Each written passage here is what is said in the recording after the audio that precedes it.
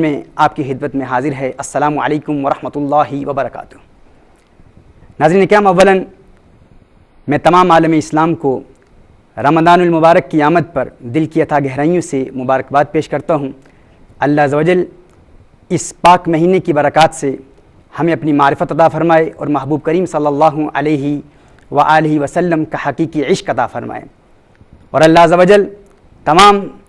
مشتاقان دیدار کے قلوب کو باب الریان سے سیراب فرمائے۔ میں ہدیہ تشکر پیش کرنا چاہوں گا ان تمام ناظرین کی بارگاہ میں جو گزشتہ سال پروگرام تزکیہ قلب کے حوالے سے رمضان المبارک کے بعد بھی ٹیلی فون کالز اور ای میلز کے ذریعے ہم سے رابطے میں رہے۔ من لم یشکر الناس لم یشکر اللہ،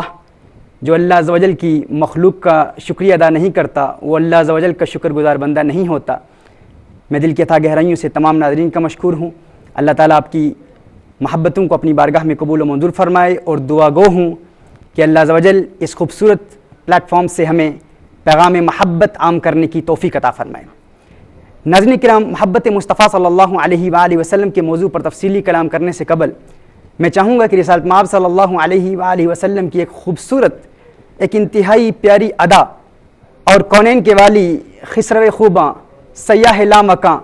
نازش ہر دو جہاں صلی اللہ علیہ وآلہ وسلم کی سب سے پیاری عبادت، میرے آقا صلی اللہ علیہ وسلم کی محبوب ترین عبادت نماز پر کچھ کلام کر لیے جائے۔ رسالت مآب صلی اللہ علیہ وسلم ارشاد فرماتے ہیں کہ نماز میری آنکھوں کی ٹھنڈک ہے، اور حضور نے ارشاد فرمایا کہ نماز میری محبوب ترین عبادت ہے، مجھے نماز سے بہت پیار ہے۔ ناظرین کرام، محبت کا ایک تقاضا یہ بھی ہے کہ محب کو اپنے محبوب کی ہر پیاری چیز سے پیار ہوتا ہے، لہٰذا اگر ہمیں حضور اکرم صلی اللہ علیہ وآلہ وسلم سے محبت کرنے کا طریقہ سیکھنا ہے، جس کے پریکٹیکل میتھڈز ہم انشاءاللہ تعالی اس پروگرام میں سیکھیں گے، تو اس کے لیے یہ بھی ضروری ہے کہ ہمیں نماز سے بھی محبت ہو جائے، کیونکہ حضور اکرم صلی اللہ علیہ وآلہ وسلم کو نماز سے بہت پیار ہے۔ ناظرین کرام، محبت مصطفیٰ صلی اللہ علیہ وآلہ وسلم کے تناظر میں نماز کے موضوع سے اپنی معروضات کی ابتدا اس لیے بھی کر رہا ہوں کیونکہ رمضان المبارک کا مہینہ ہے، اور آپ جانتے ہیں کہ رمضان المبارک کے ابتدائی ایام میں بڑی کثرت سے لوگ نمازیں ادا کیا کرتے ہیں۔ وہ لوگ جو پورا سال غیر رمضان میں مسجد تو مسجد گھر میں بھی نماز ادا نہیں کرتے، لیکن ہم دیکھتے ہیں کہ رمضان المبارک کے ابتدائی ایام میں وہ لوگ بھی مسجدوں میں نمازیں ادا کر رہے ہوتے ہیں، اور عبادات کا ذوق و شوق بہت بڑھ جاتا ہے۔ اور عام مشاہدہ یہی ہے ناظرین کہ ابتدائی 4-5 دنوں کے بعد رفتہ رفتہ نمازیوں کی تعداد کم ہوتی چلی جاتی ہے۔ تو کیوں نہ ہم اس موقع سے فائدہ اٹھاتے ہوئے اپنے ان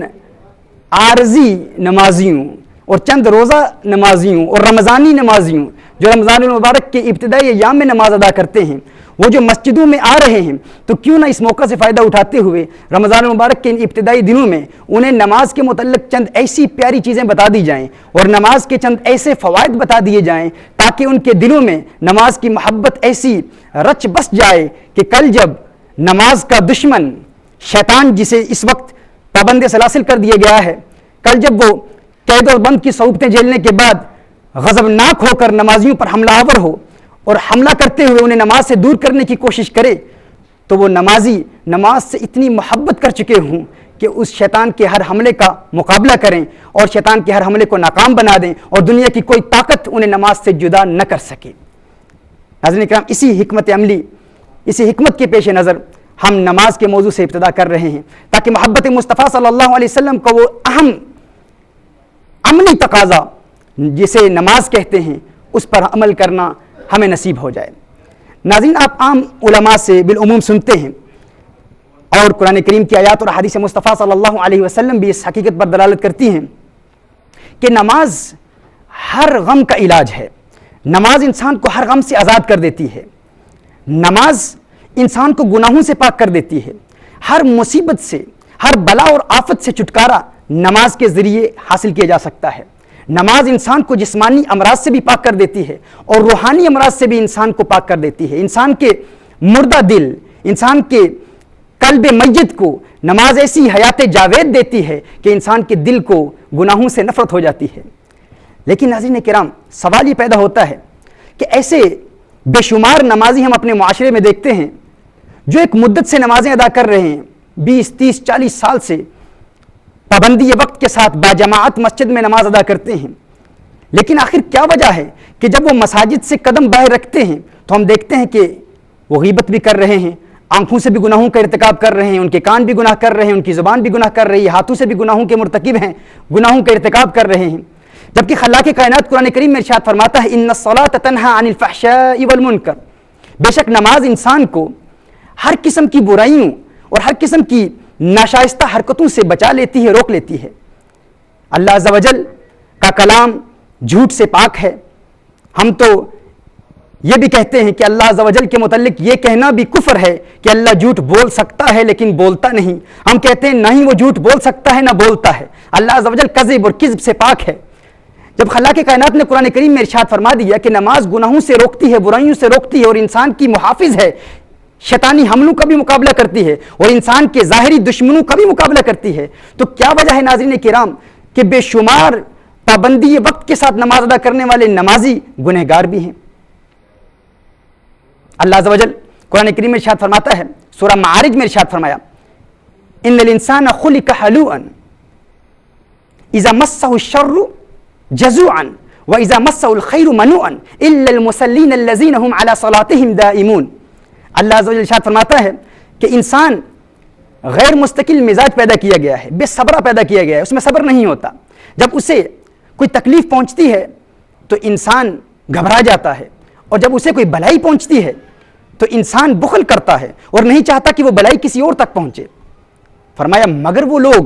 جو نمازوں میں دوام اختیار کر لیتے ہیں اور نمازوں میں استقامت حاصل کر لیتے ہیں اور پورے سکون اور وقار کے ساتھ نماز ادا کرتے ہیں، اللہ عز و جل ارشاد فرماتا ہے کہ ان کی نماز انہیں ان گناہوں سے بچا لیتی ہے۔ سیدنا ابو ہریرہ رضی اللہ تعالیٰ عنہ روایت فرماتے ہیں کہ ساتھ آپ صلی اللہ علیہ وسلم کی بارگاہ میں ایک صحابی عرض کرتے ہیں یا رسول اللہ صلی اللہ علیہ وسلم فلاں شخص رات کو نمازیں پڑھتا ہے اور دن کو چوری کرتا ہے۔ حضور اکرم صلی اللہ علیہ وسلم نے ارشاد فرمایا کہ ان قریب اس کی نماز اسے اس فعل سے بچا لے گی، روک لے گی۔ قرآن کریم کی ان 2 آیات اور اس ایک حدیث مصطفیٰ صلی اللہ علیہ وسلم سے یہ بات روز روشن کی طرح واضح ہو جاتی ہے کہ نماز گناہوں سے بچا لیتی ہے۔ لیکن ناظرین آخر کیا وجہ ہے کہ ہماری نماز ہمیں گناہوں سے کیوں نہیں بچاتی؟ صحابہ کرام علیہم رضوان نے ہمارے لیے مسئلہ آسان کر دیا۔ آج سے 1400 سال پہلے رسالت مآب صلی اللہ علیہ وسلم کی بارگاہ میں عرض کرتے ہیں عن عمران بن حسین رضی اللہ تعالی عنہما قال سئل النبی صلی اللہ علیہ وسلم عن قول اللہ تعالی ان الصلاة تنہی عن الفحشاء والمنکر فقال من لم تنہه صلاته عن الفحشاء والمنکر فلا صلاة له۔ سیدنا عمران بن حسین رضی اللہ تعالی عنہما روایت فرماتے ہیں کہ رسالت مآب صلی اللہ علیہ وسلم سے پوچھا گیا یا رسول اللہ صلی اللہ علیہ وسلم اس آیت قرآنیہ کی تفسیر کیا ہے؟ رسالت مآب صلی اللہ علیہ وسلم نے ارشاد فرمایا من لم تنہه صلاته عن الفحشاء والمنکر فلا صلاة له۔ حضور نے ارشاد فرمایا جس کی نماز اسے برائیوں سے نہیں روکتی اس کی نماز نماز ہی نہیں ہے۔ ناظرین کرام غور کیجئے کہ جس کی نماز اسے برائیوں سے نہیں روکتی وہ فرض تو ادا کر رہا ہے، یعنی اس کے لیے قضاء عمری پڑھنا ضروری تو نہیں ہے، فرض تو ادا ہو چکا، لیکن یہ وہ کامل نماز نہیں ہے جو انسان کو گناہوں سے روکتی ہے، جس کا ذکر اللہ عز و جل نے قرآن کریم میں ارشاد فرمایا ان الصلاۃ تنہی عن الفحشاء والمنکر۔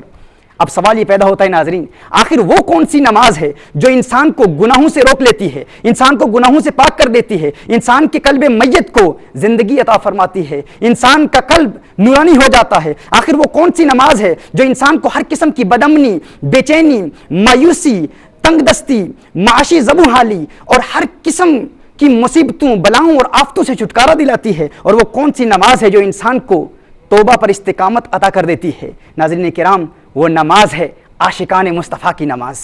وہ نماز ہے محبوب کبریا صلی اللہ علیہ وسلم سے محبت کرنے والوں کی نماز، وہ نماز ہے محبان مصطفیٰ صلی اللہ علیہ وسلم کی نماز، وہ نماز ہے ان دیوانوں کی نماز، ان عاشقوں کی نماز، وہ دیوانے، وہ عاشقان مصطفیٰ صلی اللہ علیہ وسلم جو جب نماز ادا کرتے ہیں تو چشم تصور سے ایک تخیل باندھ لیتے ہیں، کونین کے والی، خسرو خوباں، سیاح لامکاں، نازش ہر دو جہاں صلی اللہ علیہ وسلم کا حسین چہرہ ان کی نگاہوں کے سامنے ہوتا ہے، حضور سے محبت کا اظہار بھی کرتے ہیں۔ حضور حضور کی عبادت نہیں کرتے. معبود خلاق کائنات ہے, عبادت اللہ کی کرتے ہیں, لیکن ان کے قلوب رسالت مآب صلی اللہ علیہ وسلم کی محبت سے لبریز ہوتے ہیں. وہ جب نماز پڑھتے ہیں تو انہیں حضور کی یہ حدیث ہر وقت یاد رہتی ہے جس میں حضور نے ارشاد فرمایا صلو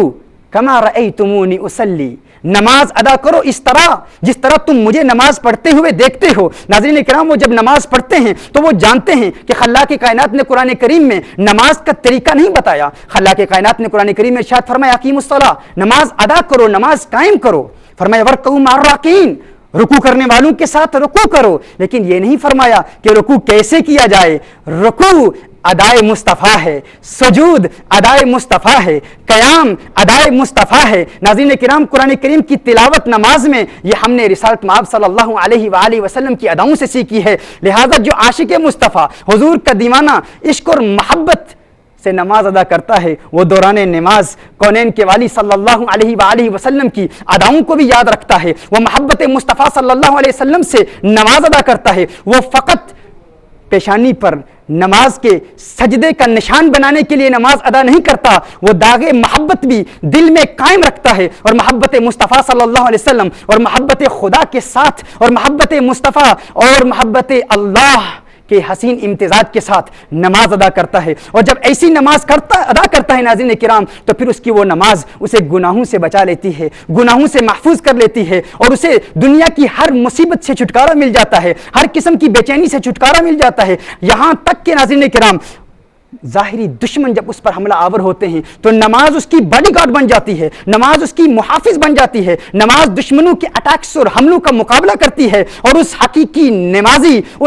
نمازی کا دفاع کرتی ہے, اس کی پروٹیکشن کرتی ہے. ناظرین کرام, یہ نماز ہمیں کیسے ملتی ہے اور اس نماز پر استقامت کیسے حاصل ہوتی ہے اور اس نماز میں کنسنٹریشن کیسے حاصل ہوتی ہے, اس نماز میں حضوری قلب کا طریقہ کیا ہے, اسی طریقے کو ہم انشاءاللہ تعالی تفصیل کے ساتھ آنے والے لیکچرز میں اس پر ہم کلام کریں گے اور تفصیلی گفتگو کریں گے. اور وہ ناظرین کرام جو ایک مدت سے کہہ رہے ہیں, ہمارے عام بھائی اور بہنیں اکثر کہتے ہیں کہ ہمیں نماز میں حضوری قلب میسر نہیں آتی, نماز میں توجہ کیسے حاصل ہو, نماز میں ہم اللہ عز و جل کی بارگاہ میں ہر وقت راغب کیسے رہیں اور اپنے اذہان اور قلوب کو دنیا کے خیالات سے پاک کیسے کریں. ناظرین کرام, ان لیکچرز میں ہم انشاءاللہ تعالی آنے والے 3-4 ایپیسوڈز میں ہم بڑی تفصیل کے ساتھ آپ کو بتائیں گے اور 12 ایسے پوائنٹس دیں گے انشاءاللہ تعالی جس میں آپ کو بتایا جائے گا اگر وہ 12 پوائنٹس آپ ازبر کر لیں, آپ انہیں زبانی یاد کر لیں, تو انشاءاللہ تعالی آپ کی نماز اتنی مضبوط ہو جائے گی کہ آپ کی نماز آپ کو ہر قسم کے گناہوں سے بچا لے گی.